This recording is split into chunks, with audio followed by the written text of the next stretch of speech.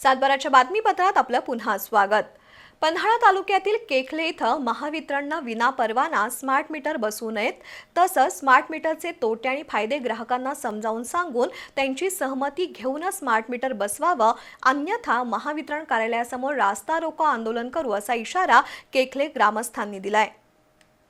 पन्हाळा तालुक्यातील केखले इथं वीज वितरण कंपनीच्या अधिकाऱ्यांनी जबरदस्ती करत वीज ग्राहकांचं पूर्वीचं वीज मीटर बदलून त्या ठिकाणी स्मार्ट मीटर बसवण्याचा धडाका लावलाय।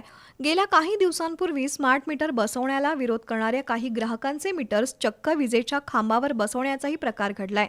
हा प्रकार कंपनीनं तात्काळ थांबवावा, ग्राहकांची संमती घेऊन आणि वीज ग्राहकांना स्मार्ट मीटरचे तोटे फायदे समजावून सांगून मगच मीटर बसवावीत। ज्या ग्राहकांचा स्मार्ट मीटरला विरोध आहे त्यांना जोर जबरदस्ती करू नये, अन्यथा वीज वितरण कार्यालयासमोर रास्ता रोको आंदोलन करण्याचा इशारा केखलेच्या सरपंचांनी दिलाय।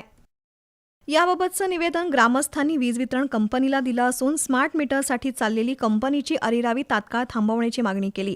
दरम्यान या घटनेचं वृत्तांकन करण्यासाठी गेलेल्या वृत्तवाहिनीच्या पत्रकारांना महावितरणच्या उपकार्यकारी अभियंता सारिका शेळके यांनी धमकावत फौजदारी गुन्हा दाखल करू अशी धमकी दिल्यानं प्रसार माध्यम प्रतिनिधींनी या घटनेचा निषेध केला।